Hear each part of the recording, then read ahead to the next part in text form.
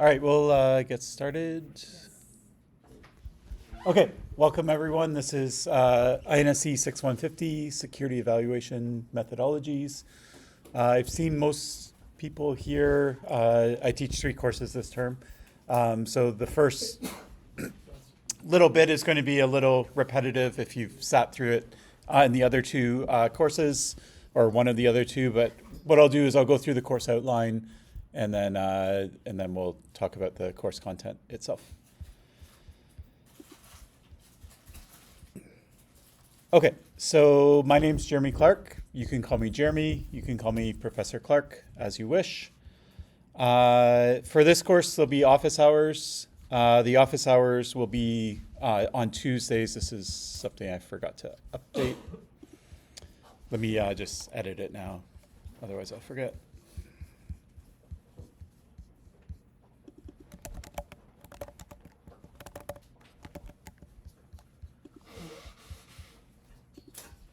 Okay, so they're every Tuesday. They're on Zoom.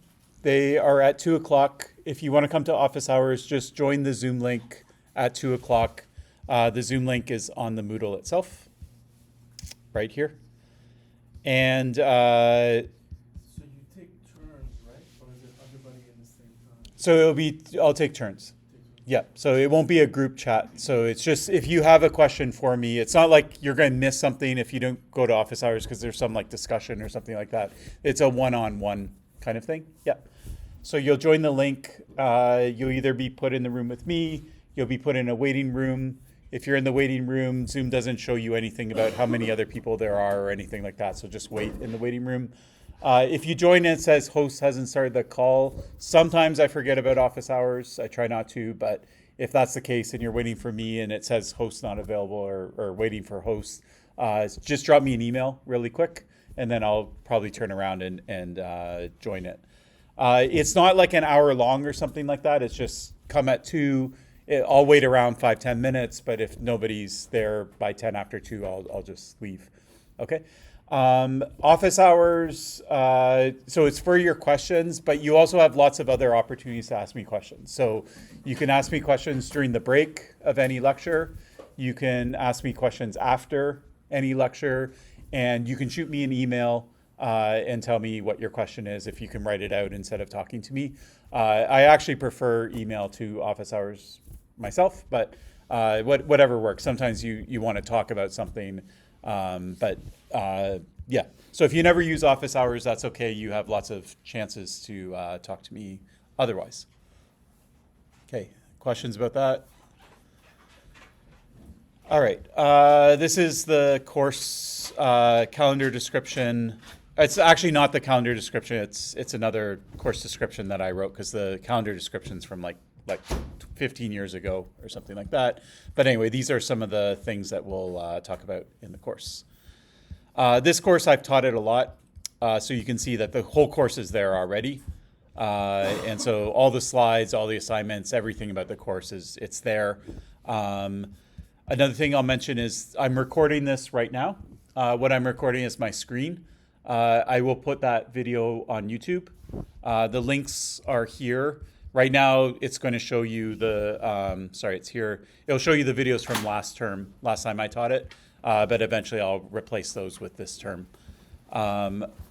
So yeah, for now, that's what I'm going to do. I have it in the back of my mind that I might record them not live. Some of them are actually already pre-recorded, just because over the years I've been away for that particular lecture, so I had to record it. Or last year there was a big strike. I don't know if you remember.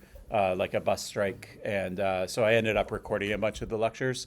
And so for when we hit those lectures that are already recorded, I don't know if I'll give them again live. We might just make them online and do question and answer in class. I'm not sure. We'll figure that out when we get there. Okay, but for now it will be the recordings. I'll upload to YouTube. If you have to miss class for any reason, then you just watch the YouTube video. Okay, so there's no problem. The only thing that you miss is just that you don't get the chance to interrupt me and ask a question, right at the moment that you have the question. You'd have to wait till the end and then email me or ask me the question in a different setting. There's no prerequisites or co-requisites for this course. There's nothing that you need to know necessarily. Everything will be, if you should generally have a good concept of just general technology. So I'm not going to explain every little thing, but everything that you sort of aren't understanding, you can easily find online. Now with like Gen AI and ChatGPT, you could just give it a copy of the slides and say, explain this to me, I don't understand it, and go back and forth with it, and it will be able to explain it. This is something that like is just kind of put in the calendar, but it just says that if you're in quality, it's more for security students. But I sort of retract this personally. I've had quality students before that have got the best mark in the class. Okay, so this is no problem if you're in quality. So don't worry about that. There's no textbook. There are textbooks that explain things. So the way the course works is it's kind of like in chunks. So we'll do like 2 lectures on one topic. We'll do 2 lectures on another topic. A lot of these topics are things that kind of fall through the cracks of other courses we offer. So we offer cryptography, network protocols, operating system security. I think I can't remember the 4th one. But anyways, so like the things that are in 110, 120, 130, 140 kind of fall into this course. What else? And some of the things that we talk about in this course are things you will see in other courses. This is sort of on purpose. It doesn't matter if you've taken those courses before, because we'll still explain it, but we're going to look at it from a completely different perspective. So for example, we'll spend a lot of time on a protocol called HTTPS or TLS, but we're looking at it from a very different perspective than we'll look at it in 6120. There, we're going to go through the crypto details. Here, it's not going to be about the crypto details at all. It's going to be about how to attack the protocol. And similarly, we'll look at things like cross-site scripting, cross-site request forgeries. They're probably attacks that you've seen in other courses. But in this course, we're focused on them because there's a policy, and because of the policy, these attacks are available to you. So it's just a different perspective on the same things. Okay, the course grading scheme, so there'll be a final. There's no midterm in the course, so just a final. You'll have a project. I'll talk about the project in a second. And there'll be 2 assignments, assignment 1 and 2. The assignments are already on Moodle. Assignment 1 you can start next week. So what we cover this week and next week is sufficient to start assignment 1. And assignment 2 you could start after week 3 or 4, I forget. But it won't be due anyways until after reading week. But you don't have to get very far into the course before you can start have the right content for the assignments. This is slightly out of date. So I a couple years ago, I kind of rearranged the course. I think it's more or less correct, except for social engineering so it's actually quite different. I'll update this, but if you want to know what we're talking about what week, just go to the Moodle page itself, the main page, and it has everything in the order that we'll talk about it. There's some other links to other kinds of services if you need them.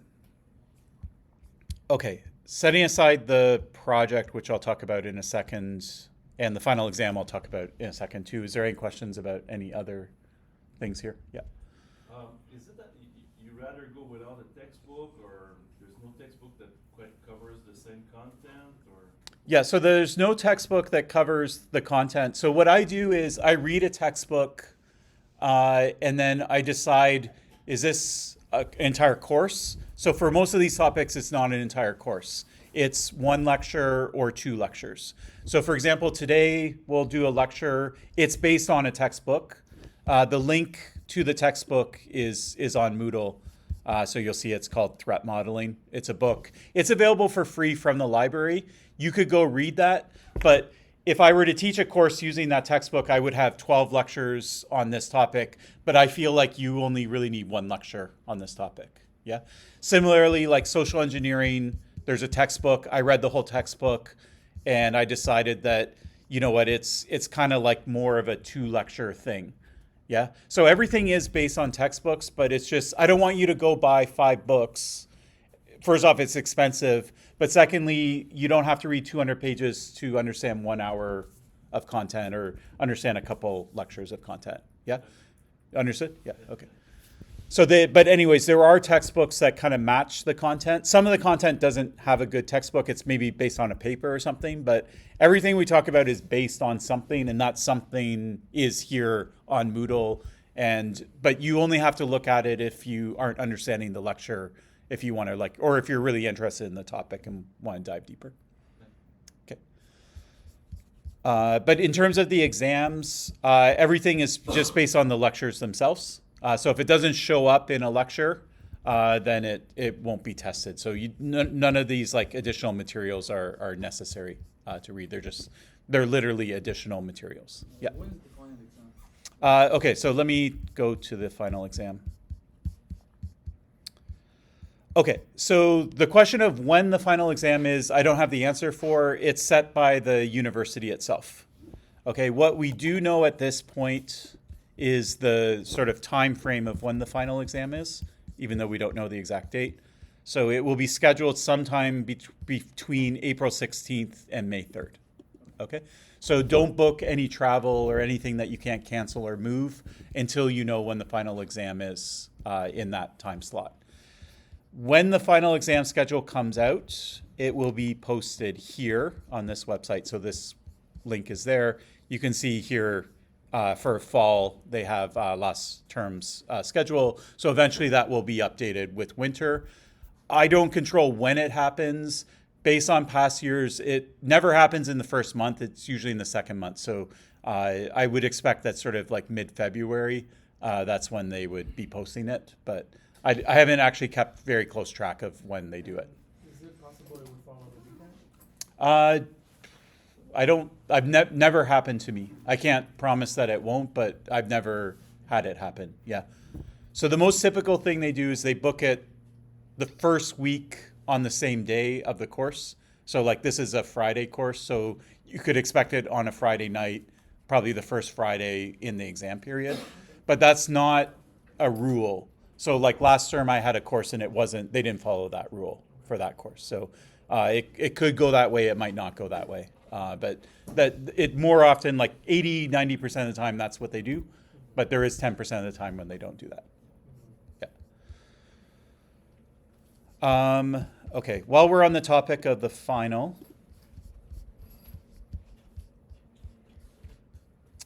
the main thing I want to mention, this applies to all my courses, is you can have a cheat sheet. So it's a semi-open book final. So you can have one piece of paper, whatever you want to put on the front and the back of that piece of paper is fine. Okay? So none of the questions or the exam questions are going to be about, did you memorize something? Tell me what the 6 letters in the word stride stand for or whatever, that type of thing. Okay? So there's no straight memorization questions. It's all going to be kind of conceptual. If you're worried, oh, maybe I won't remember that for the exam, it's fine. Just write it on the piece of paper. You can write as much as you want. You can put it in small print. You can print it out with a computer. You can bring a magnifying glass. I just limit it to 1 page because if you have books, everyone's shuffling books around and looking for stuff, and it's very distracting, and it's a really noisy exam. So that's why I want just a single page. But you can fit a lot of information on a single page, okay? And my goal is that you never look at that page once. So you have it, it's there, it's available. You probably learn a lot about the course just writing that paper out, and then when you sit down and do the exam, you don't have to ever look at it. But anyways. Okay, other questions about either the outline or the final exam? Nope, okay. It's all pretty standard stuff. All right, so I'm going to talk about the project. Assignment 1 I'll talk about next week. So let's get through the lecture next week because you need it to do assignment 1. So I'll talk to you about assignment 1. And assignment 2, I'll talk to you whenever we get to the content that we need to do assignment 2. The project you can start today if you want to. Okay, so the project will be a written report. You will upload it on Moodle, PDF, just submit it to Moodle. It's due the last day of class. There's no check-ins before you submit the project, so I don't need to know your topic. I don't need to know who's in your group if you choose to do a group. I don't need a progress report or anything like that. So if I don't hear from you and just that final PDF is submitted on the due date, that's fine. Okay. But I am here to help. So I do want to interact with you about your projects, but there's no actual requirements itself. Let me go through the requirements first, and then I'll talk about the subject of it, and then I'll go through some tips. Okay. So you can work individually, group of 1, 2, 3, 4. If you want more than 4 people, I want you to clear it with me. So I'm not saying you can't, but if it's between 1 person and 4 people, again, you don't have to talk to me about it. That's okay. When I look at a project, I consider how many people are involved in that project. So a project with 4 names on it, I'm going to expect a higher content, a lot higher than a project with 1 person on it. Okay. There's no real advantage or disadvantage to working in any size groups. Every year, the highest marks, there's some people that wrote it by themselves, and there's some people who did it in a group of 4. So I don't think it really biases you. It's not like you need to try and do one or the other. You just do whatever's natural to you. If you don't know anyone in class, do an individual class project. If you know people and they complement you and you can work well together with them and not have conflicts, then do a group project. Okay, so I'm not trying to steer you one way or another. You should feel free to do whatever fits naturally. The one thing I don't want you to do is have like one person sort of write the project, and then at the last minute, there's 3 people who haven't done their project yet, and you put their names on it. If you do that, it will hurt you because I'll be expecting more. It will look like a project that was written by 1 person because it was, but I'll see 4 names on it, and so it won't meet that expectation of a project with 4 people. So you mean the more names there are, the more you're expecting to be like content? Yeah. So not like volume of content, but depth or like execution, like whatever. The quality needs to be there for more people. The report, keep it within 8 pages, please. This is because I have to read projects for 3 courses. Usually they all are due like in the same week, and so it's a lot of reading.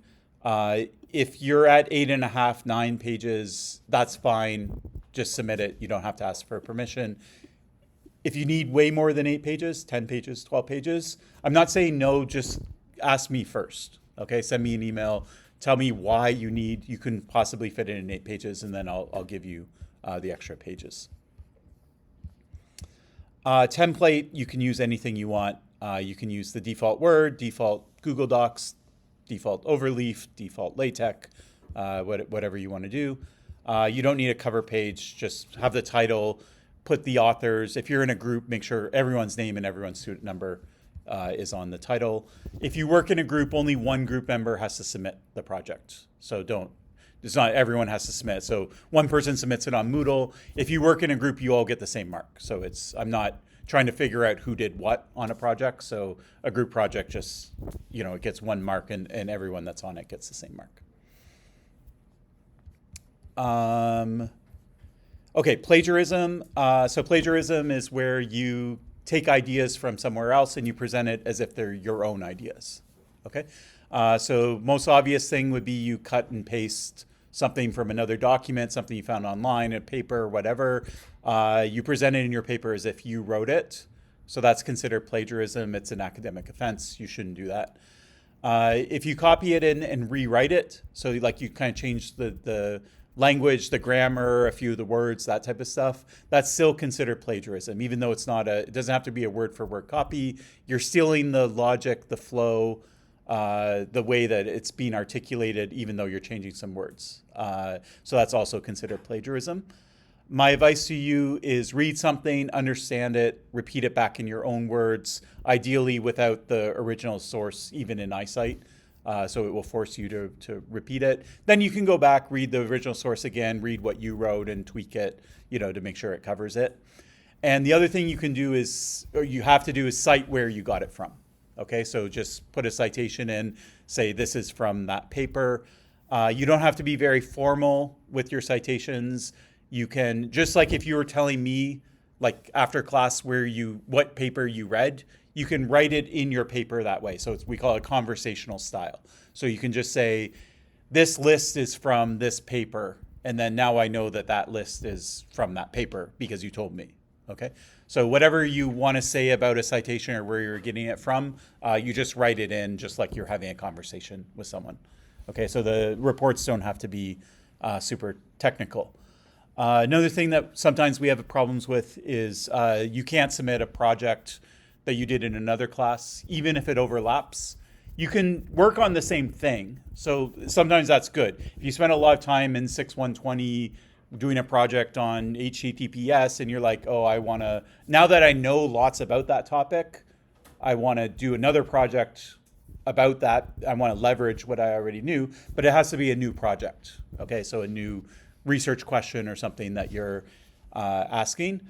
And you can't use projects from past years as well. Moodle does have some plagiarism check things, and so if you submit a project that Moodle's seen before, then it's going to flag it as being copied. Okay, Gen AI tools. So this is my policy for my courses. It's not the policy of the department. If you take a course with any other professor in CIISC, they might have a completely different policy. So you can't go to them and say, well, Jeremy does this, so you have to do this. Okay, so this is just for me. I like Gen AI, I use it a lot, and so I want you to use it a lot as well. I think it actually helps you. You can probably learn things and understand things quicker just by having a conversation and zeroing in on what you're not understanding. So as far as I'm concerned, you can use it for anything. Okay, so it's open. But what I'd like to know with your project is, A, did you actually use it? So I want you to disclose to me that you used it. I want a sentence or two about how you used it at a high level. And then I want you to use a tool that has a way of keeping or saving or exporting or putting a link into the actual conversation you had. Okay, so to the chat transcript. And then put that link in your project report as well, okay? So even if you don't use ChatGPT or any Gen AI tool, I still want that statement on the end. You can just say, I didn't use any tool. But if you use it, just say, I used it, this is how I used it roughly, and then here's a link to the window, okay? So before you start on the project, if you're planning on using it, first off, make sure the platform you're using lets you export a link. So ChatGPT does. I don't know about Gemini and all the other ones. I assume they all do, but that's the one I use. And then try and limit, just for your own sake, you might want to try and keep everything you're asking about the project just in one window, so it's a lot easier. Of course, if you have group members, you're all going to have your own window, and that's fine. You can have multiple links, but that's fine. Okay. Now, that said, okay, so let's say you just copy and paste this project description into ChatGPT and say, write me a project. What I'm telling you is I'm not going to flag it as plagiarism, or you're not going to get in trouble for doing that, okay? But I will see from the transcript that you really don't understand your own project. It basically wrote the whole thing for you, and your grade will reflect that, okay? So you might get a poor grade if you rely too much on ChatGPT, but what I'm promising you is I'm not going to try and get you in trouble for using ChatGPT, okay? I encourage you to use it. You should use it. You can use it in any way you want, but at the end of the day, I want you to understand whatever you're writing in your report, okay? I want you to be able to understand it, and that's what I'll be looking for when I read through the reports itself. Okay, questions about that? Okay. All right, topic. Okay, so you can do one of two things. One thing you can do is, if you, particularly maybe you're in a thesis-based option, PhD, master's, then you probably want to use your course project to try and get a paper or a chapter for your thesis or something like that. So whatever you're doing your research on, if it has some overlap with security evaluation methodologies, then that's fine. You can do a novel research problem and you can try and do something like that. Okay. The overlap is it has to have something to do with security evaluation. Almost anything you do in security already does. Evaluation just says that you say why something's secure. Okay, so you're writing about something, there's some security properties, and you don't just say like, oh, there's security considerations, you say exactly what they are. Okay, I'm worried about this attack, this kind of attack, and this kind of attack. I think that this is not vulnerable to those 3 attacks because of this reason. Okay, you just did evaluation. You thought about what security means. You said why you don't think those attacks apply to the system. That's done. Okay, your whole project doesn't have to be that. It just has to have, that has to be a component of your project. Okay. The other thing you can do is kind of like a survey kind of paper. I call it a systemization of knowledge. In my mind, it's slightly different than a survey. What I don't like about surveys are you might say, okay, I'm going to go find, I have a topic. Okay, so I'm going to do this topic. I'm going to go find 3, 5 papers about this topic. And then my report is just going to be like, okay, in paper 1, they do X, Y, Z. In paper 2, they do this. In paper 3, they do this. What I want you to do is, instead of that, I would like you to explain the topic to me. Okay?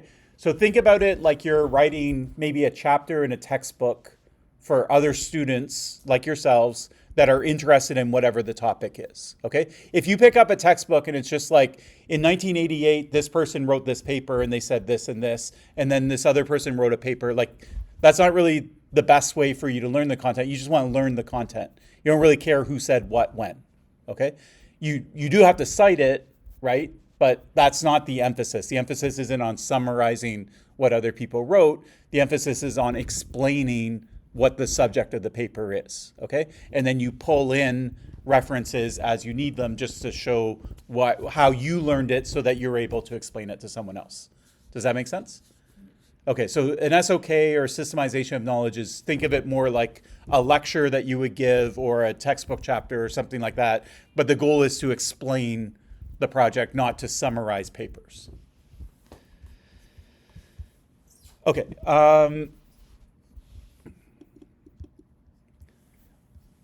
So this is sort of saying the same thing. Another way to think about the difference is whatever papers you are using, assume that I've already read them. Okay, so I don't need a summary of them. What I want to know is how do they fit together, right? Or this paper was written after this other paper, and so it doesn't talk about the earlier paper didn't have a chance to talk about what's in the newer paper because it wasn't even written then, but you're going to be the one that does that sort of leap in time.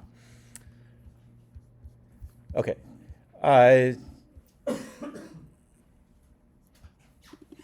Okay, there's no requirement for you have to read 3 papers or something like that. Okay, what I'd like you to do is pick a topic.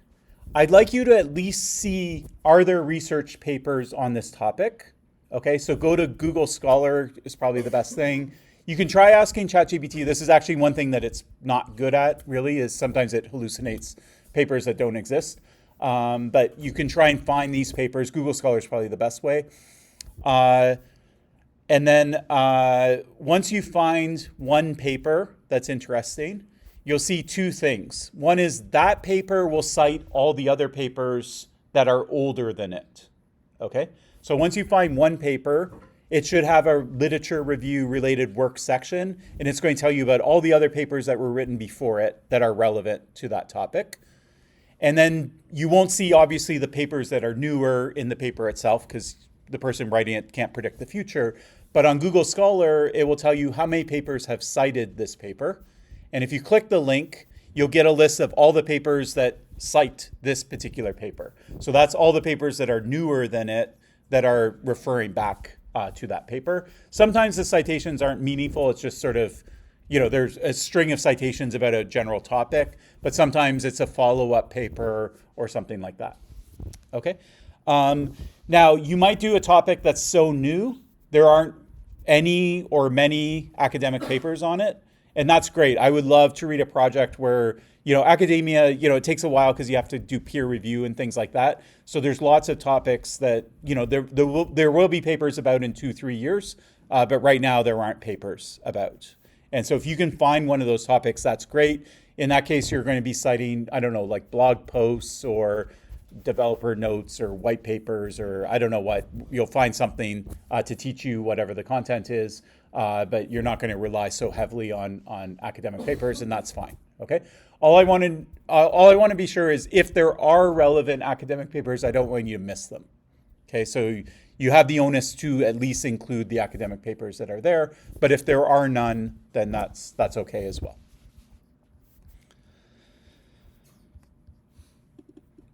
Okay, next thing, when you read other people's work, whether it's papers, blogs, or whatever, it's very easy to look at it and say, oh, that must be right because it's academic and the person who wrote it, the author is at a university, and I don't know, the paper has a lot of math equations and it's in LaTeX and things like that. That doesn't mean anything. Okay, so there's tons and tons of papers that are published that are just wrong. There's unfortunately tons and tons of journals that accept papers if you just pay money. So you give them $200 and they're just going to publish it, whether it's right or wrong. Okay, so just because something kind of looks like an academic paper, it doesn't mean it's right. And then blog posts and those types of things there's no review at all, so anyone can say anything. Okay, so when you read the papers, I want you to think critically about the paper. Okay, start from the premise that this actually could be wrong. Okay, now another thing you might do is, especially if you're looking at academic papers on Google Scholar, you can look at the number of times that a paper's been cited. And if it's been cited 300 times, it's probably a good paper. Okay, it's not a strict rule. And the opposite is probably not true either. So you might have a paper that's never been cited or it's been cited 3 times. That doesn't necessarily mean it's a bad paper. It could be a brand new paper, or it could be on such a niche topic that there's just not a lot of other people working on it. But anyway, so you should be skeptical. You can also look and try and see where it's published and then try and figure out, there's different ranking systems that tell you how good the quality of the conference is or the journal that it's published in. You can ask ChatGPT about that specific kind of thing, like this IEEE conference on blah, blah, blah, is this a good conference or not? But anyways, so just be aware that just because you find something that looks academic on Google Scholar, it doesn't mean it's necessarily a good paper or a right paper. Okay, let me jump to 9 and then I'll circle back. All right, so what are you actually going to do your paper on? So like I say, it has to have a component of security evaluation. Other than that, the topic's wide open. Okay, so normally what you would do is you would pick something and you would study the security of that something. All right, security, privacy, it's applicable to all sorts of things. Okay, there's security and privacy considerations in all kinds of things. It's hard to find something that doesn't have some sort of security or privacy consideration, right? You drive a car, that car has security considerations, right? You play a video game online or on your computer, there's right management, there's people who are trying to hack the game, there's people who are trying to make their scores look higher, climb leaderboards fraudulently, whatever. There's security considerations. You listen to music, same thing. There's security there. It's trying to, make sure that you pay to access it and you don't make copies of it and that type of stuff. Almost anything that you can think of, there's going to be some security component to it. Okay, so I would encourage you think about what you're actually interested in outside of what you would normally think of as security and privacy. Right? What are your hobbies? What are your interests? And ask yourself, is there some sort of overlap between that and security? And then your project should be a lot funner to write and more interesting, also more interesting for me to read. Okay. The project topic will be a struggle, usually. I mean, sometimes you have a good concept of what you want to do, but that's normal. So if you're spending a lot of time, I don't know what to do my project on, that's normal, and finding a good topic is a lot of your project. It might even be 25% of your project is just finding the topic that's good, and then 75% is the actual work of doing the project. Okay, I won't give you projects, so you can come and ask me whether I think a project idea is good or bad. Usually always say the same thing. I say, your project sounds good, but it needs to be a lot narrower. So don't try and do too much. People are like, I want to do, I don't know, I want to compare iOS to Android. Like that's way, way, way, way, way too much, right? There's so many differences, like at every level of it. You can pick one narrow thing, like how do permissions work in iOS versus Android or something like that. But you know, yeah. So you want to narrow, and it's better to do like a deep dive on a narrow topic than try and cover too much and just do a shallow sort of approach. Okay, if you can't find papers or just want to brainstorm papers, a topic for your project, a good thing to do is just look at some papers in security and privacy. So I've listed the 4 major conferences in the area. Each of these conferences publishes, I think, over 100 papers each every single year. So even if you look at the last 3 years, you're going to have probably over 1,000 papers that are just in the last 3 years from these 4 major conferences. And these are all like available to the public? Yeah, so you might have to go through the library, but if you're on the Wi-Fi at Concordia or you're VPN'd in, you should be able to instantly access them. And otherwise, you might have to, log into the library to get it. But And then ACM, you have to have a subscription, right? yeah, so the library has a subscription. Library. Yeah. So Concordia does. Yeah. There's also something called Easy Proxy that you can use. I'll leave it to you to figure out how to access these papers. But if you're on campus or VPN'd in through campus, then you don't have to do anything special. You'll just click on it. On the campus Wi-Fi? Yeah, exactly. Yeah. Okay. So you can just thumb through them. Now you're not going to read 1,000 papers, obviously. So what are you doing? You're looking at titles. That's it. So you go through 1,000 titles and try and find one that don't just try and find one. Find 5 or 10 that look kind of interesting. And then every paper has an abstract. An abstract is kind of like a paragraph that describes what the paper is about. For the 10 that you're interested in, read the abstracts, and maybe 1 or 2 you're actually interested in after you read the abstract. And then you can try and get those 2 papers and look through them, and then hopefully one of the papers you're interested in. Okay? So this will give you a sense of the different kinds of topics that people are exploring. And you don't have to do this. It's just one way to get started if you're having trouble finding a topic. And titles and abstracts are always, without having to be on the Wi-Fi or anything, you can always access those 2 things.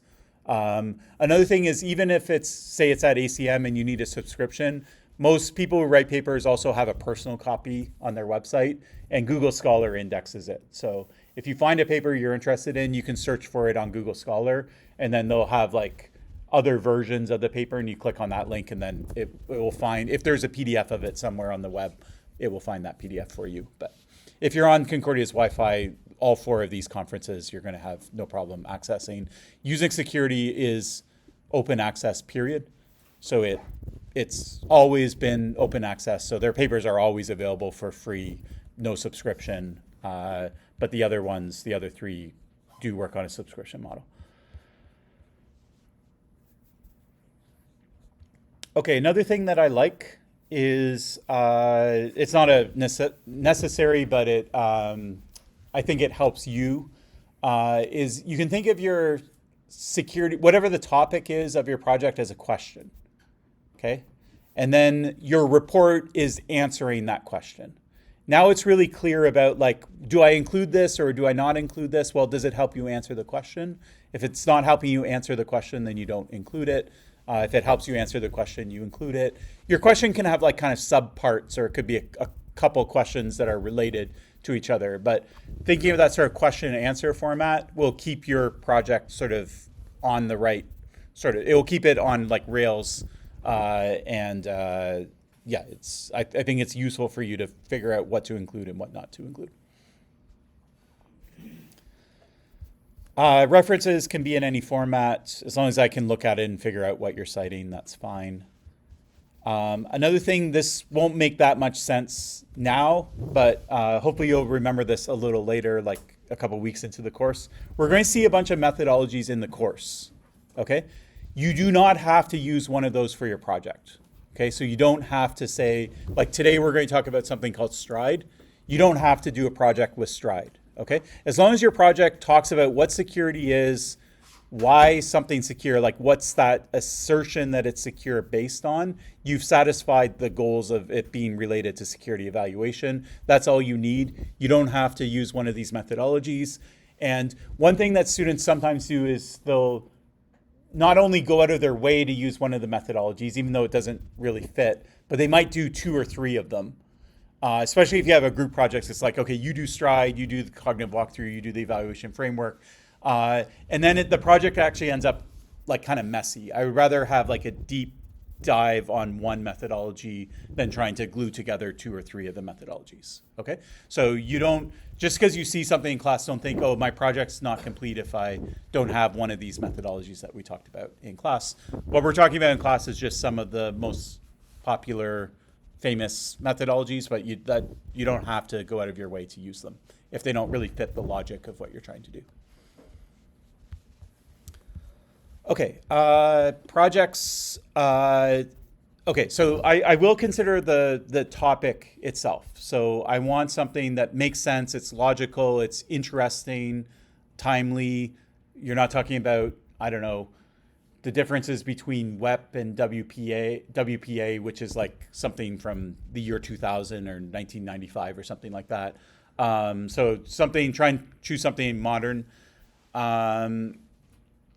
The project should flow. It should be obvious, like where you're going, like this is my question and this is how I'm going to answer it and this is how it's structured. You don't go on like some side quest about something that's not really related and then jump back to the project. The level of detail should be pretty consistent and deep. So you shouldn't skip over details because they get too hard. You should explain everything thoroughly. You shouldn't do a really deep dive on like some small aspect of whatever you're studying and then go back to a high level of detail. That also goes to technicality. So technicality just means, I mean, it's a grad course. I expect something that looks like something that would be written by grad students. Technicality doesn't mean math or coding necessarily. You're free to do those things. So if you want to do something that's related to cryptography, you might have a bunch of math. If you want to implement something or study existing libraries for security, that type of stuff, you're free to do that as well. But you can also just do a straight research paper where you're not doing any of those 2 things. That research paper needs to be technical in the sense that you're not skipping over details because they get too complicated to explain. Okay, you're going through them, and yeah. Interpretation is sort of me putting myself in your shoes as I'm reading it, wondering, do you really understand what you're talking about? So it's easy to repeat things and not really understand them. And so what I want to see is that I want you to demonstrate to me that you understand what you're talking about. It could be in the way that you explain it. It's a novel way of explaining it. It's creative. You're not skipping over steps because when you truly understand something, you're not like kind of skipping things. Another thing I'll say is it's fine to say you don't understand something too. So you might hit a certain point in your report and there's something that's too technical for you to understand. That's fine. Just tell me in writing. Just say, there's this paper and this is what it does. This is my understanding. I couldn't really tell you how it works on the inside, but if it does what it promises to do, then this is how it's relevant to whatever my topic is. Okay. So you don't have to be world experts on every aspect of security just to write a report on something as well. Okay. And then I'll look at the manuscript, like the quality of the paper and things like that. One thing I don't care about is spelling or grammar. That's okay if English isn't your first language and you're making grammatical mistakes. First off, run it through a Gen AI tool and it will probably clean it up for you. But if there's still some stuff there, it's fine. Okay, so that's what I wanted to say about the project. Are there any questions about the project? Yeah. How could we choose the right subject for the project? So there is no right or wrong subject. Again, take a look at these papers and you'll see there's stuff about everything, like there's papers about all sorts of things. So the main thing is just that First off, if you're concerned, you can ask me as well. So I think I had a point about this, but oh yeah, here. So I'm happy to discuss, it says during office hours, but even better, like in the break at class, after class, that kind of thing. And you can say, I think this is my topic and whatever, I can try and help you narrow it down. But in general, you pick something you think is that other people would be interested in. Like it's a question, it's not obvious what the answer is, and you think other people would be interested in knowing what the answer to that question is. That's a good topic. It has to be related to the course. Yep, so related to this course means it has a component of security evaluation. So that just means that you say what security means. So not just a vague, like, oh, it has to be secure.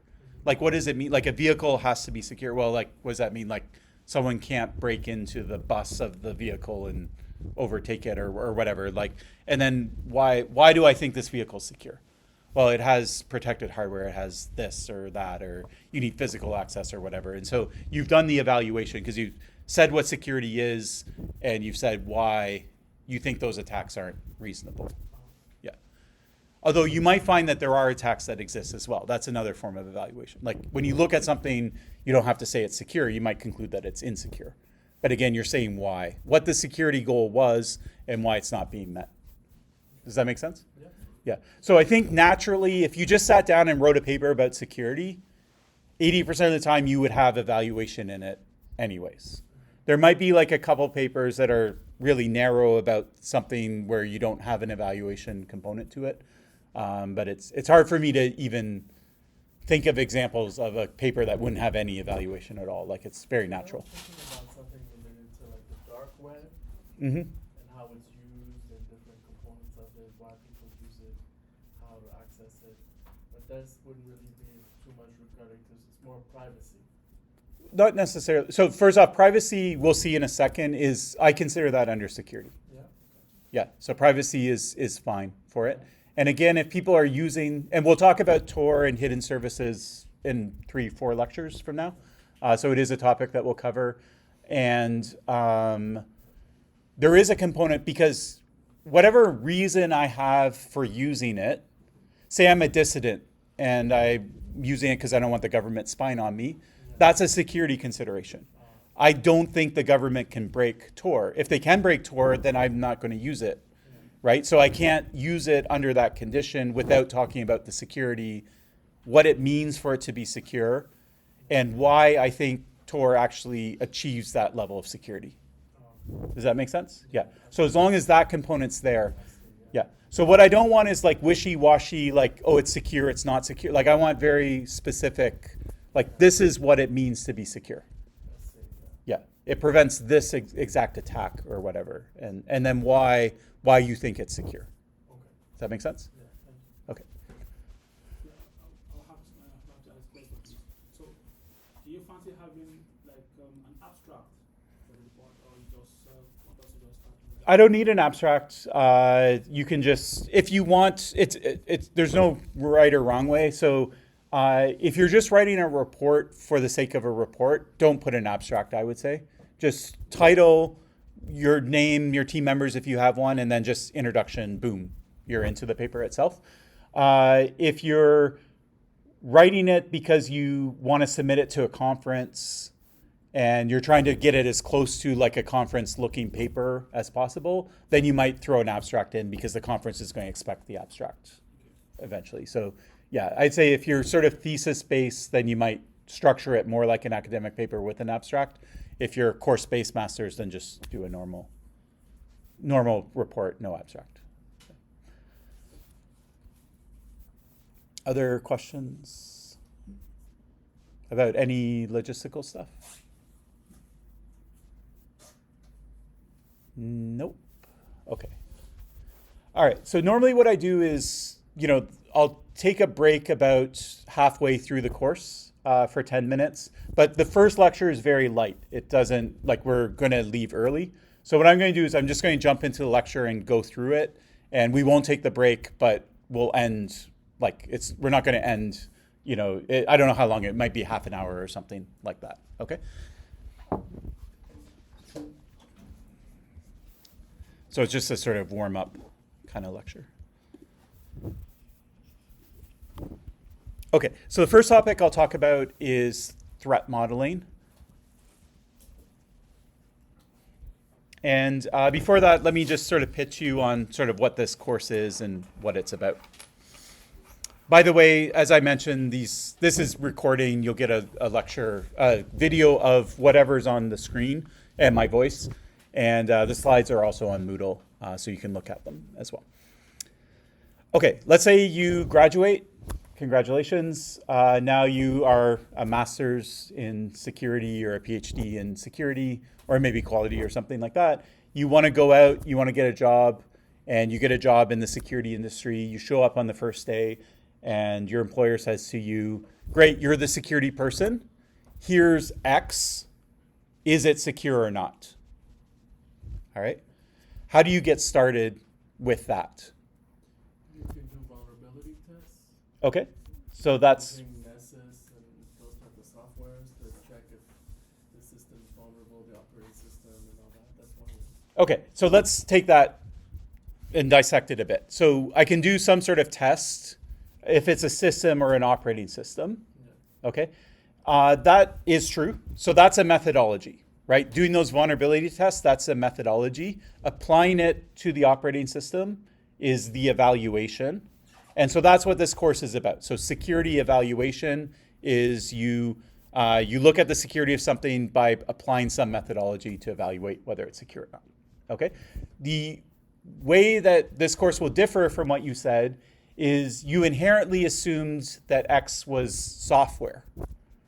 Okay. But X doesn't have to be software, right? There's other kinds of things that you might get handed. Yeah. Like a router or something? Sure. Okay, so a router. So router is sort of, you could think of it as a hardware thing, maybe a networking. It depends what aspect of the router that you're studying. Yeah, so those are two kinds of things. What are some other things that you might get handed on the first day of a job and you asked to know whether it's secure or not? So it could be some form of software, lots of different kinds of software. It could be an app, it could be a driver, it could be an operating system. You could be given a hardware, yep. Okay, so it could be more the data side of things. So here's a database, here's a way to anonymize or add privacy to data. Here's just a data that's stored, it's encrypted, is that secure? You know, who has access, who doesn't have access, is all that working correctly? So data, information. Cloud infrastructure. Okay, cloud infrastructure, so that's also, yeah, data or networking kinds of things. People, okay, that's a great one. So organizations now will do 2 lectures on social engineering, but a lot of attacks start with kind of like social engineering, right? So this type of attack doesn't work as well now, but like 10, 20 years ago, what I would do is I would dress up like I'm an IT person. I would have like a uniform.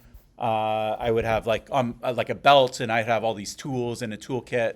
And I'd walk into a business and say, I hear you're having problems with your server. You know, so-and-so called me a name that I found on LinkedIn. That would be naturally the type of person that would call for IT services. Where's the server room? Show me where the problem is. They let me in, but I'm actually an adversary, and I start, plugging malware into the machine or whatever the case is. Okay, so that's a people problem because that person should not have let you in, right? They should have made sure that you actually work for the company that is the IT security that's servicing that organization. They looked at ID and all of those types of things. Other ideas of things. Infrastructure, Okay, infrastructure meaning, like network infrastructure. okay, yeah, so that falls under networking as well. Other kinds of infrastructure could be like cyber physical systems. So that's popular now. So like looking at the security of the hydro system, right? Could you take down the Hydro Quebec, knock the power out of Montreal if you wanted using a cyber attack. And so it's partly a digital attack, but it also could involve some physical, or at least the digital translates into physical things as well. Other examples? Hospitals. Okay. Hospital systems. So the back end systems, so software, networking, data would be, yeah, Patients' profiles. patients, profiles, all that type of stuff. Yeah. Okay, yeah, so it could be some that what I think of when you say that is maybe slightly different, but I think of more like physical security, like an actual. So there's like say Concordia. Well, it's not a good example because it's open, but Hazards of an asteroid coming like hitting the earth. okay. So there's safety concerns like that. I don't. You to some extent they might fall under cybersecurity, but they might use similar principles, but not necessarily be considered security things. Yeah.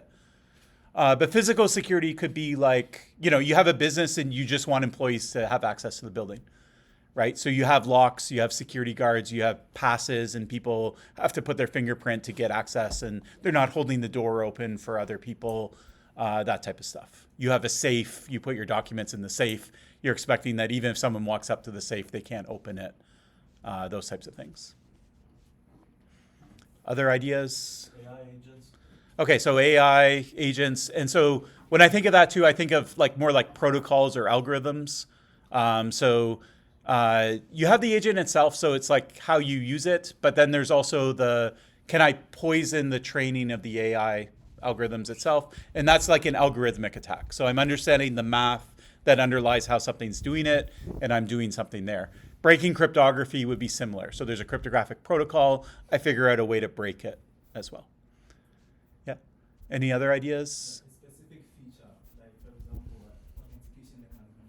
Okay, yeah. So you can look at like that could be a piece of hardware or software, but it can also be more of a policy or procedure, right? So it's like to authenticate, you have to have a second factor, or your password has to be a certain length, right? And so these are policies or rules that are put in place in order to protect things. Or it could be like those sort of like the biometrics Yep. that allow you, let's say you walk into a room, you have to sort of like have a facial feature, the guy has like a mask and he walks in like you see in the movies. Right? Yep, exactly, yeah. So, and this stuff, biometrics, we'll talk about next lecture specifically. But yeah, authentication types of protocols. So it could be a protocol, it could be the hardware itself, is it working right, or the software.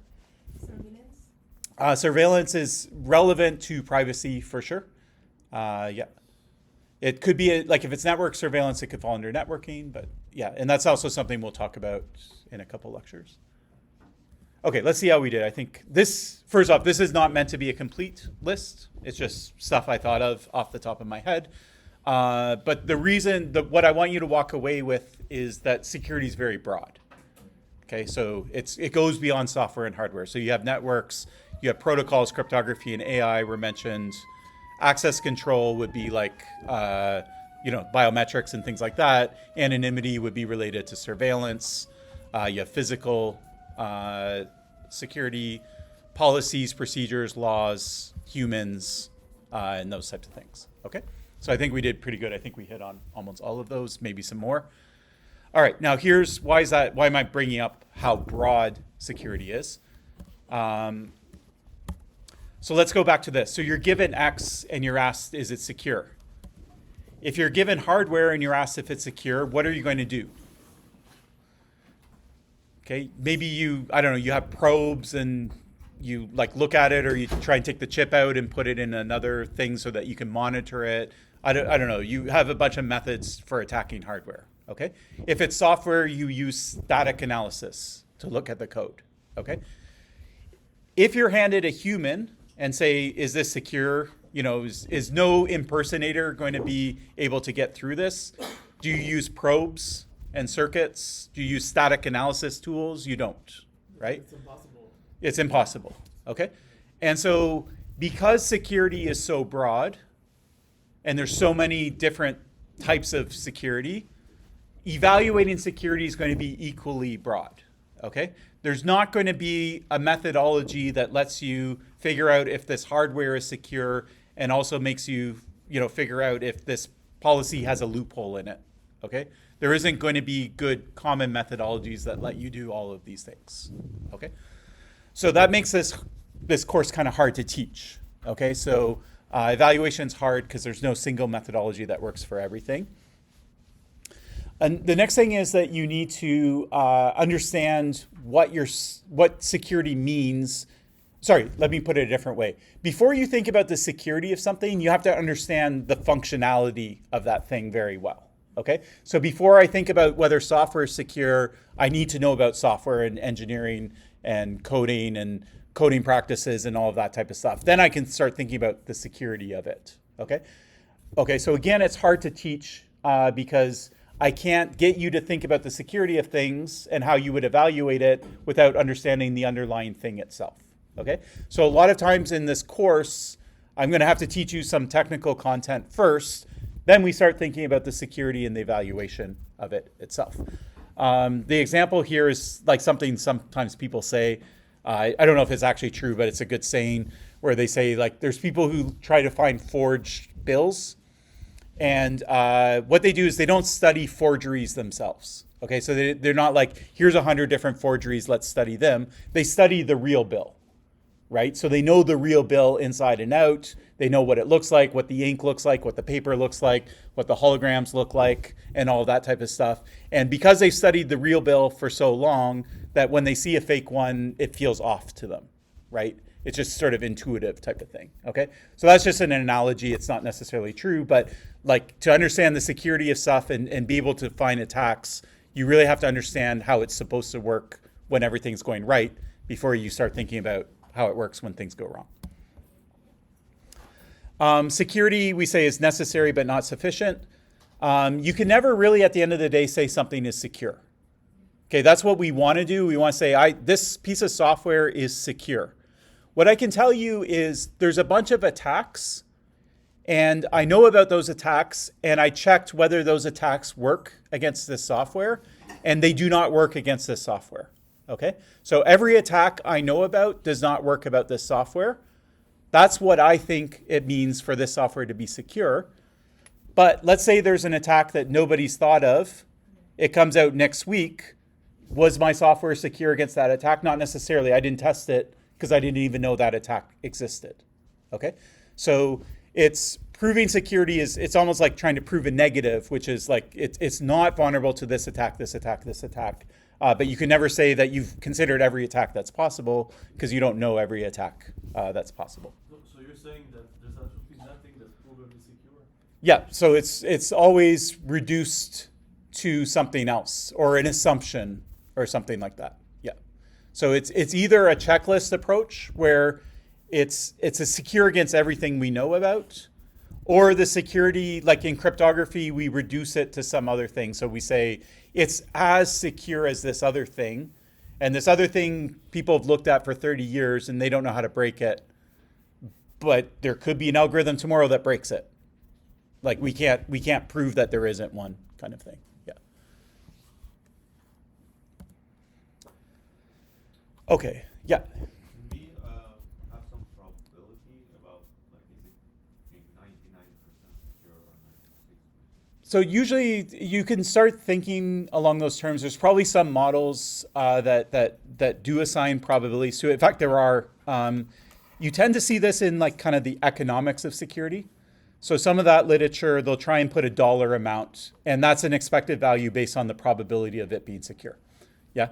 So they'll say it's more about like, should I invest money here, here, or here? Well, this is more probably going to be broken than this other thing. And then that's where you see those kinds of judgments. Yeah.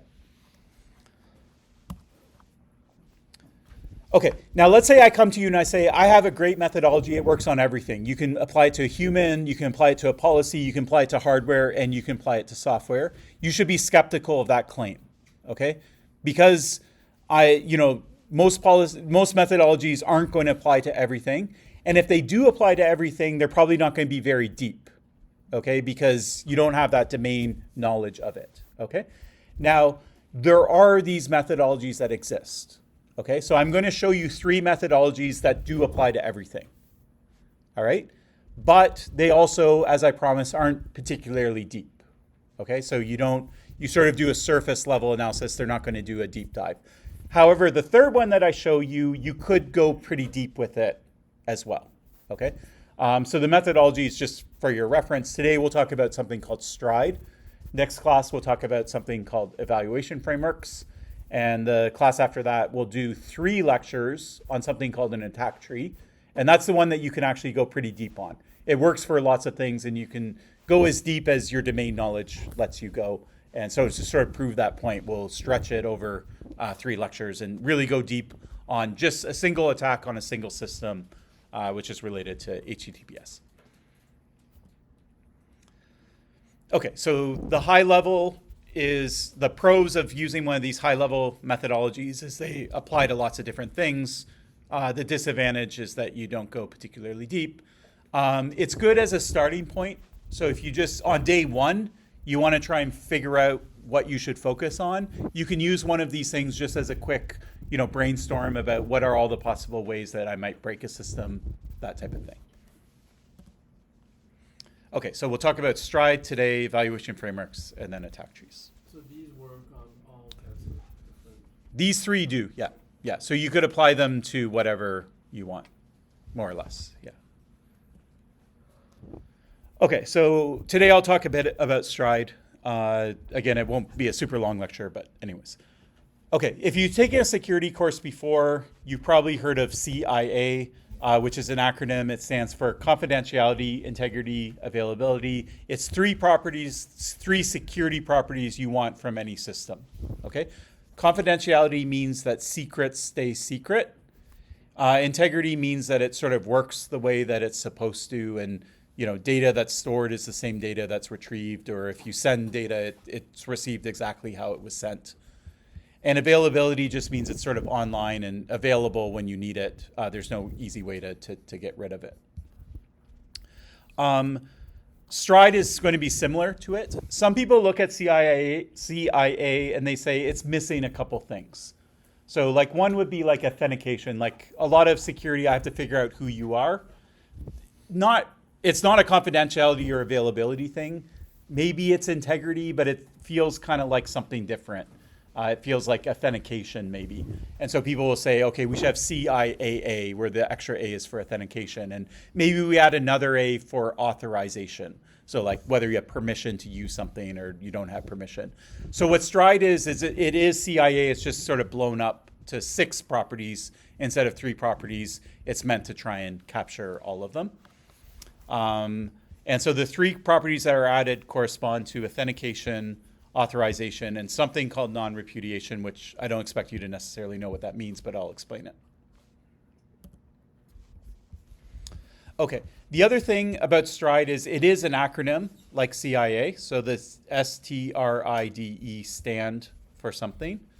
Unlike CIA phrases it in terms of the property that you want. STRIDE just flips it around and phrases it in terms of the attack that breaks that property, okay? So C is confidentiality. The opposite, or the attack that breaks confidentiality, is called information disclosure. The I is integrity. The attack on integrity is called tampering. A is, the original A is availability. The attack is denial of service. And then for authorization, the flip of it, we call elevation of privilege. We have a non-repudiation, which is repudiation. And for authentication, we have spoofing. Okay, so I'm just going to go through them one by one, give you one example of each. And that's basically my goal. Okay, so spoofing, what does that mean? Spoofing means that you pretend to be something that you're not. Okay? Spoofing, when I say the word, you probably think of that social engineering example. I walk in and I pretend I work for IT, but I really don't. I'm an attacker. That's a spoof. I'm spoofing that identity. Okay, but spoofing can be technical as well. So it could be a file on your computer. It's spoofing another file. It could be a process, an address. You go to a URL like www.google, but you put a third O in instead of 2. And all of a sudden you're at a completely different website that maybe presents as if it's the real Google, but it's not a real Google, right? It's a spoofed version of Google. It could be like MAC address spoofing, where you change your MAC address. Yep, absolutely. Yep. So if you're like, I only let certain computers access my services. The way I do it is there's an identifier in your computer, so I hardwire those 3 identifiers for those 3 computers.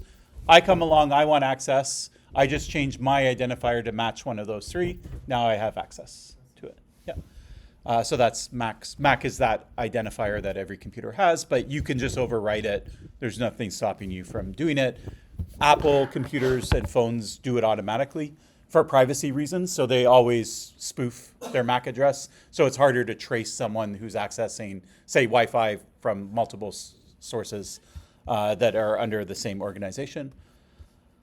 A lot of vulnerabilities now, probably the biggest category of spoofing, come down to what we call time of check versus time of use. I'll give you an example of it that's silly, but it kind of, you'll hopefully remember it. Let's say me and my friends, we want to go to the bar in Quebec, and we have to be over 18. And I wouldn't be hanging out with 17-year-olds, but pretend I was, I don't know, maybe 18 and I had a 17-year-old friend. I want to sneak the 17-year-old friend into the bar, okay? So here's what I'm going to do. I have a driver's license. It's real. I am 18. And so what stops me from going into the bar? Well, there's some sort of, bouncer that checks ID at the door, okay? So what I do is I hand the bouncer my ID. The bouncer looks at my ID, looks at the birth date, does the mental arithmetic, yes, over 18, looks at the picture on my ID, looks at my face, yes, it matches my face, looks back at the ID, hands it back to me, and then I'm allowed to go in, okay? Now, this is not possible, but imagine it were. Let's say my 17-year-old friend is really, really fast, okay? So what happens is when the bouncer looks at the ID, they look at the face on the ID, they look at my face, and then they're about to hand the card back. I quickly switch positions with the 17-year-old. The bouncer hands the ID back to the 17-year-old, and the 17-year-old goes into the bar, okay? Now that's silly because you couldn't switch positions that fast, and the bouncer might notice and they might remember and things like that, okay? But pretend this was happening on a computer, okay? Could something switch places with something else before the system that authorized it realized it? Absolutely 100%, okay? Processes get suspended all the time. The operating system is doing 10 things at once. So it starts doing something, it does the check, then it suspends because you got an email and it has to send that notification. Then it comes back to it. And in the meantime, malware swapped out, like the thing that was checked was right, but now it's swapped out with something different, okay? So the time of check is when you do the check and you're complete and you're satisfied, and now that thing has permission. And then the time of use is when you give that permission to it, okay? If there's a gap between the two, there's a suspension, then you can swap out the thing that was checked. It's already been checked, so you're past the time of check, but it hasn't been used yet. And now the new thing is going to get the permissions of it, okay? So lots and lots of vulnerabilities like come down to that essentially under the hood. How do you prevent it? So if it's software, you have to lock. So what you do is you set a lock, you do the time of check, and then you don't allow that thing to get swapped out until you unlock it. And then if you suspend and do other stuff, that's fine. And then when you come back, you do its time of use. So you give it the permission, then you unlock it. Then it can go and do its own thing. Yeah, like a mutex, exactly. Yeah. If you want to think specifically about it, but just at a more conceptual level, it's about locking. Yeah. Okay, tampering. So tampering can be modifying basically anything. So it could be code, adding malware, that's a form of tampering. It could be data that's stored. I'm going to go in, I'm going to change it. So that's another type of thing. It could be just going and picking a physical lock. That's tampering with the lock. Another example that I just pulled is a paper that I really like. So this is about machine learning. And so what happens is these researchers, they got some facial recognition software that was based on AI. And they realized that with very, very small changes to the data that was used to train this facial recognition, they could basically like destroy its ability to correctly recognize faces. And so after they poisoned the training and they let it, they came back and you can see they have these like funny glasses. So the top row is the actual researchers who wrote the paper.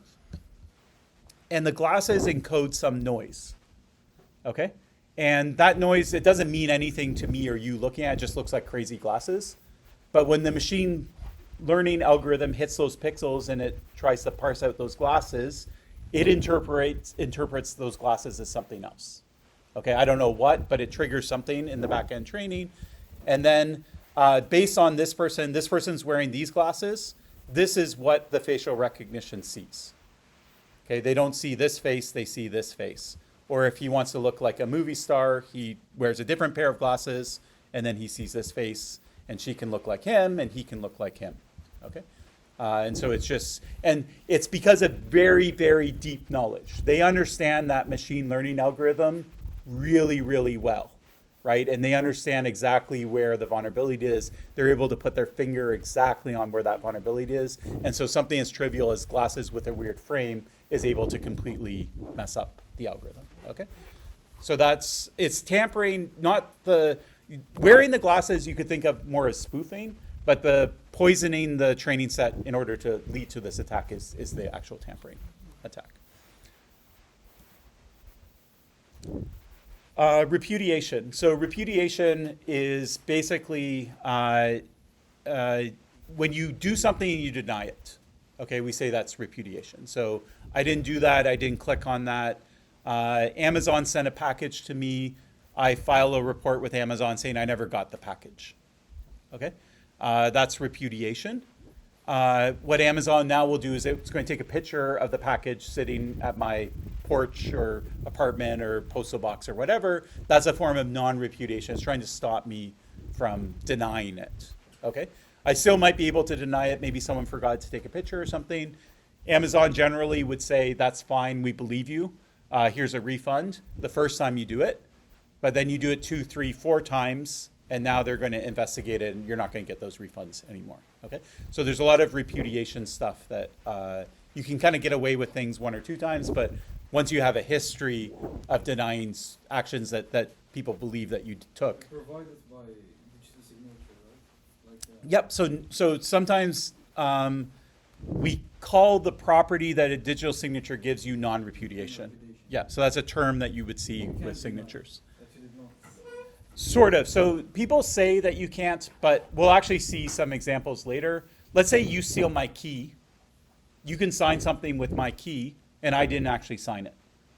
Right? So it's true in a sort of a small technical sense that if everyone controls their keys, but in the real world, in practice, digital signatures aren't truly non-reputable. Yeah? You can think about social media, right? Every now and then there's a celebrity and they post some crazy content, and then the next day they say, I'm hacked, right?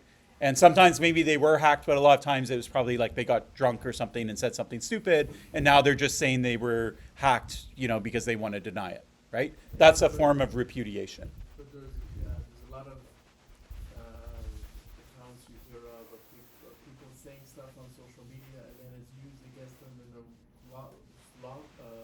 lawsuit or a court of law, and then the judge and everything, they get a cybersecurity expert to say, no, you look at his IP address and all this stuff. Exactly, yep. So you can dig in. And so how are you solving this? Essentially, you're solving it through logs, Yeah. right? So information's logged. We know the IP address that this came from.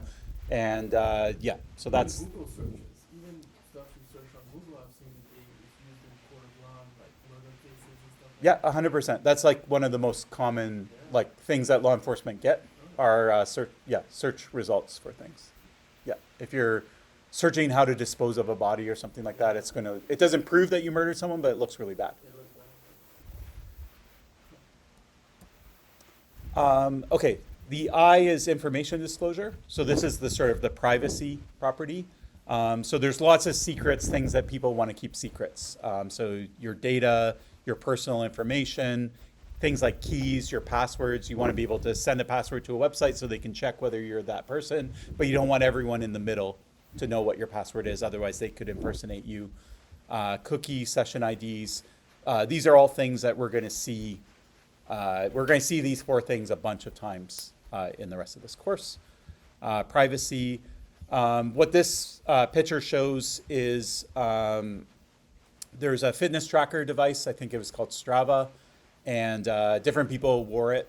And it would track your movement as well as like your location, and it would monitor your heart rate and things like that. And what this is this is a secret military base.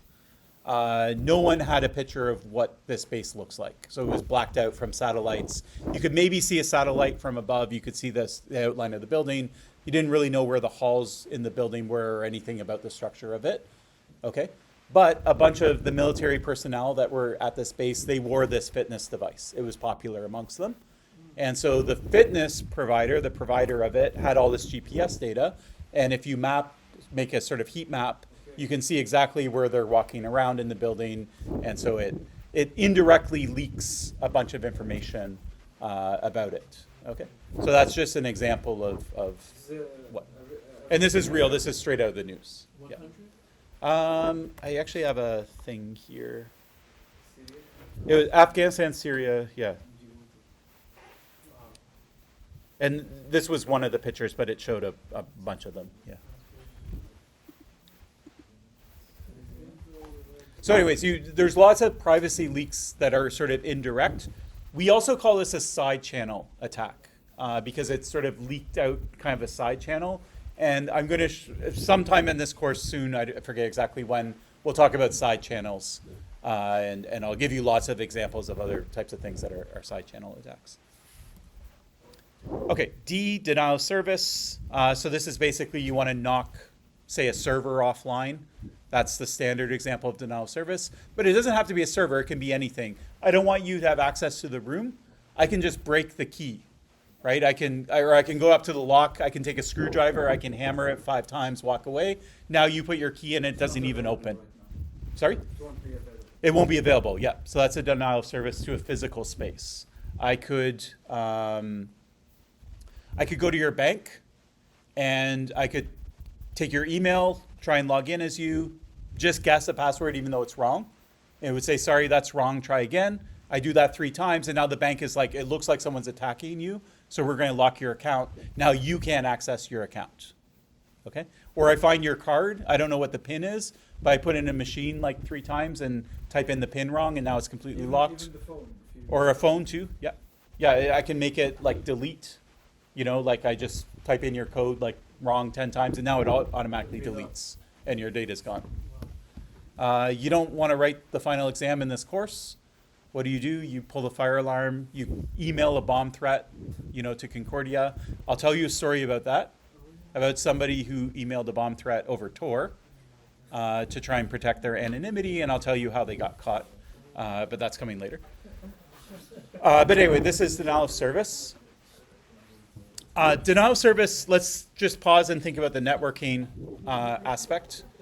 So in the networking aspect, the way denial of service used to work is there would be a server, say Concordia, I want to knock it offline. What I would do is I would just send traffic to it as fast as I could. Like request, right? Requests or whatever, the shortest packet that I could send, I would send to it. Maybe a ping. And then Concordia, it's now a race. Do I have more bandwidth than Concordia? If it has more bandwidth than me, it can absorb my attack. If I have more bandwidth than Concordia, then I can overwhelm it and I can knock it offline. Okay? Nowadays, who do you think has more bandwidth? Concordia or me as an individual with a computer? Probably Concordia because they're, an institution. So what do? I get a bunch of friends and we all do the same thing at the same time. Okay? How do I get my friends? I rent them. Okay, so there's lots of people that have malware on their machines. They don't know they have malware. And the person that controls the malware, they rent out those computers. So I can go and I can rent 1,000 computers that are all over the world from all sorts of IP addresses, all sorts of countries. I rent them for an hour. And for that hour, I get those computers, the ones that are online, I get them to hammer this server as fast as they can. Okay, so... Do you call that a worm? No, a worm's different. So we call this a botnet. So a botnet is the computers that I rent out. And because lots of people are hitting it at the same time, we call it distributed denial of service. Yeah. Do the ISPs have mitigation against this or standard? So it depends. So what they do is they can cut you off close to you. So the ISP, there's 2 ISPs, I guess, involved. There's the ISP that's close to the adversary, and there's the ISP that's close to Concordia. The one that's close to the adversary can cut you off. And so if enough of these get cut off, then it mitigates the attack. It could also happen in the middle somewhere if someone notices like an unusual amount of traffic. The ISP of Concordia can't really do anything about it. It can just absorb it. Yeah. And so what people do now is if you're vulnerable to this type of attack, you don't host your infrastructure, you put it on Cloudflare or like what's called a content distribution network. And they're going to have servers that are all over the world that have load balancing and have like a ton of bandwidth. Yeah. Okay. Now there's a new kind of attack that I'll just show you for your interest. But before I do, I just want to sort of explain something about how a network works. So let's say I want a website or something like that. I send a request. I say, give me that website. And then I get back the website. That's called a response. Okay. A lot of times the request I send is a lot shorter than the response. So I say, give me the website. That takes a couple bytes. Then I get the website and all the images and everything that's on it, and that might be kilobytes big. Okay. So the response is longer than the request. There's another thing about networking that you should know. The first thing is if I say, send me this website, I request this website, the server will say, okay, that's great. It has to be able to send it back to me, right? I'm the one that requested it. It has to come back to me. How does it know who I am? Or where I am is maybe more important. So what I do is when I request it, I include what's called an IP address. And I say, send the response back to this IP address, okay? I send that request, it grabs the website, it drops it on the wire sent to that IP address, and the internet figures out how that gets to my computer, okay? So these things are kind of hierarchical, so it'll say, okay, everything that starts with 132, it goes down this wire, and everything that starts with something else will go down another wire, and that's the magic of internet routing, and eventually it ends up at my computer, and I'm looking at it, okay? Now, if I want, can I put someone else's IP address there? So could I say, instead of sending it back to me, I'm going to put Concordia's IP address there. Yeah. I can. Okay, so there's no protection on IP addresses at all. So we call this IP spoofing. So it's a spoofing, it's the S in Stride. All right? So what I can do is I can spoof any packet. I can send it to the server. Then the server is going to send it to wherever it was destined to. Okay?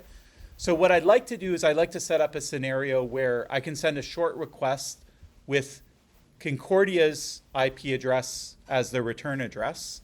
Then the server is going to send a long request back to Concordia, right? And what I did is I sort of amplified my bandwidth. So I can request as fast as I can. As long as the server in the middle can keep up, it's going to respond at the same frequency, but these responses are way bigger. And so my bandwidth, increased by 10. I'm hitting it with 10 times the traffic that I'm actually sending out. Okay, so that would be great. It's called an amplification attack. There's one problem for why it doesn't work. Okay, the reason it doesn't work is before the server will send me back the website.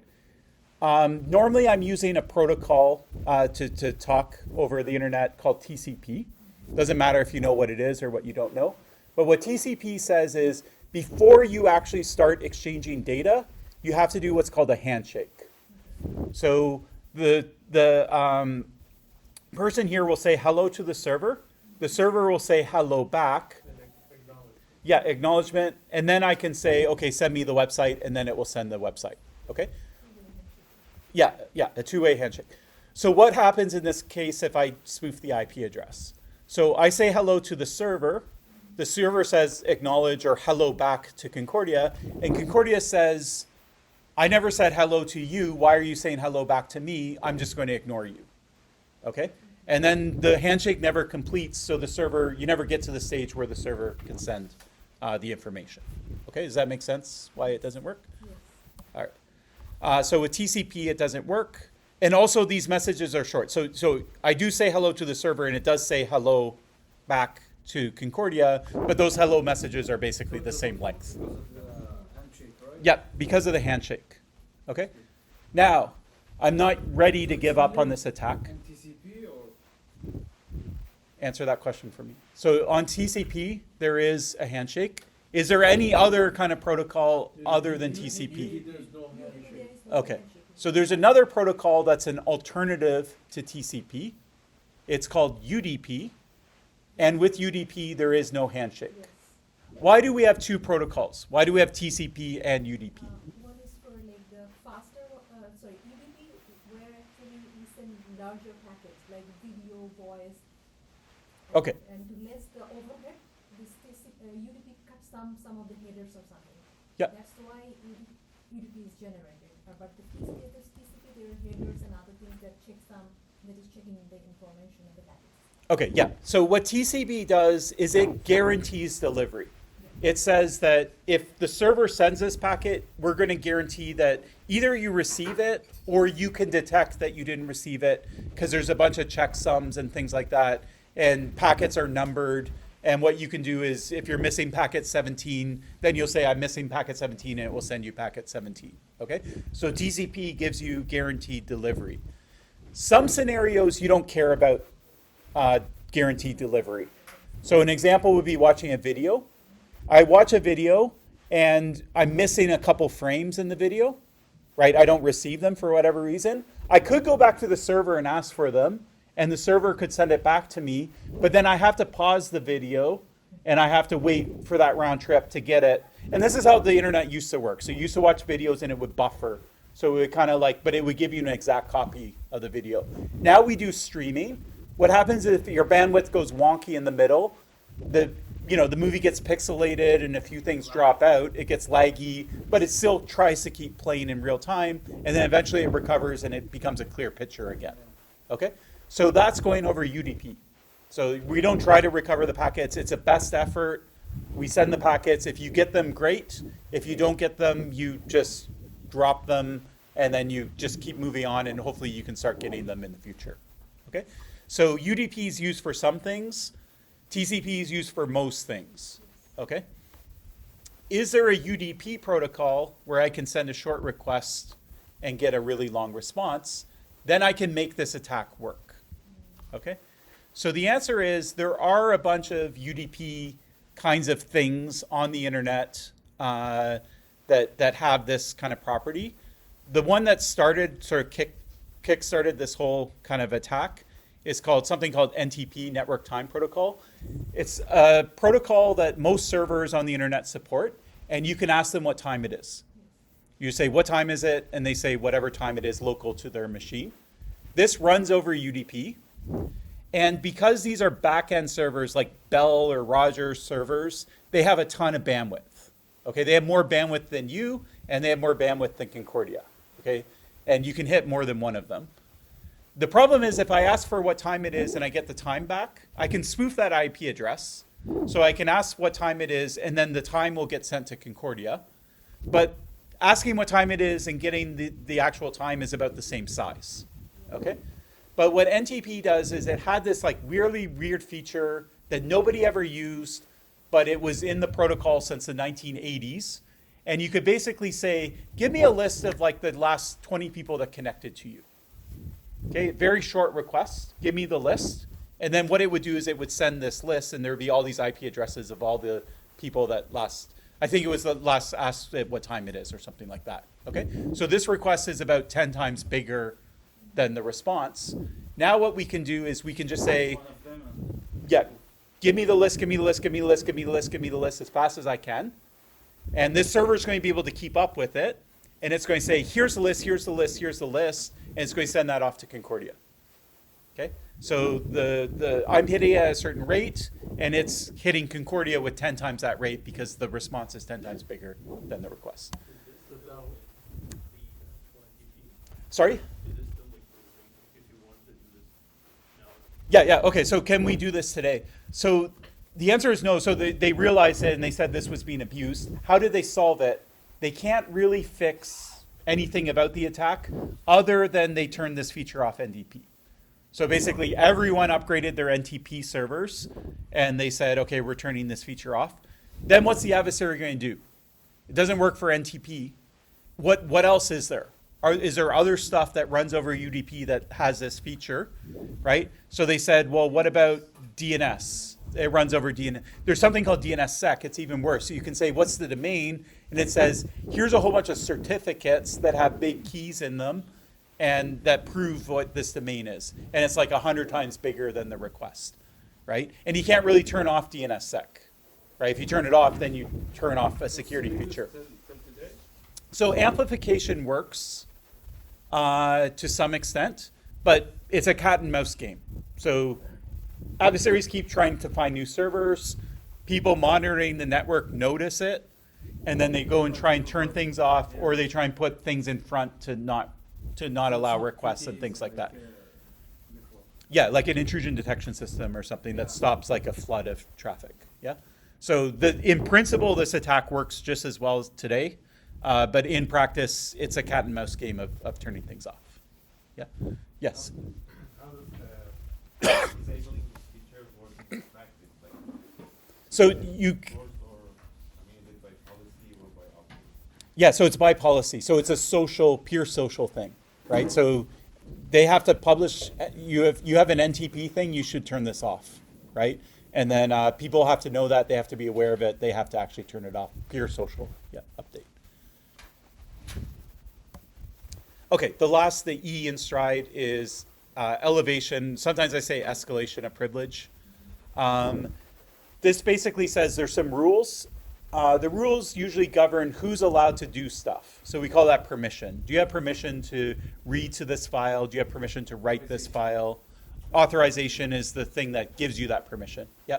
So permissions or capabilities are the permission that you're given. Authorization is the policy that says this person has those capabilities and this person doesn't.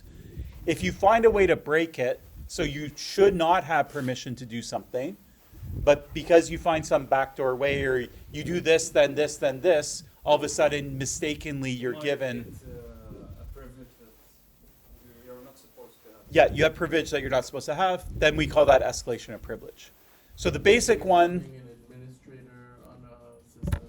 Exactly. So that's the most basic one. So every computer now, it wasn't this case, but like when I was growing up with computers, you were the administrator. If you wanted to change your kernel, you could copy and paste the file or whatever, and any software that you were installing could just overwrite your kernel or whatever, right? Now we run without that permission.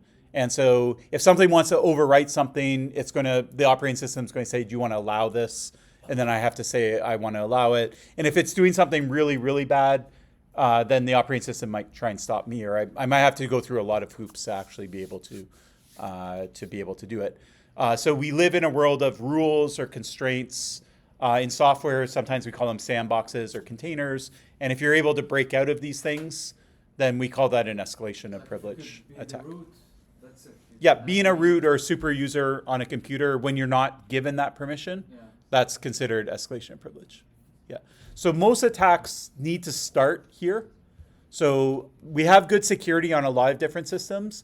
So the first step in a lot of attacks is an EOP. Once you get EOP, then you go and you do something else. Or you need to do like 3 EOPs in a row. Like I'm a website, I have to break out of the browser, and now I'm in the operating system, but I don't have root, so then I need another vulnerability to get root on it. And now that I have root, now I'm going to install a rootkit or whatever the case is. Okay? So, yeah. Okay, Did so- we talk about Kali Linux in this course? No. No. No. Because I know with that, they have the, what's it called? There's a tool that they have on that to do elevation of privilege and log into systems and stuff like that. Yeah. So it's an operating system, runs on Linux. Yeah. You can boot it from a thumb drive. Yeah. And it comes with a bunch of hacker tools essentially with it, and so you can do I any. tested it just on a local setup, and yeah, with new Windows 11 and stuff like that, they have some like safeguards against certain attacks, but there's always like vulnerabilities and things like that. Yeah. So if you have any system that's older and unpatched, you could use the tools on it. But if you have a modern, up-to-date patch system, there's probably nothing on it that would break Yeah, it. exactly. But, yeah.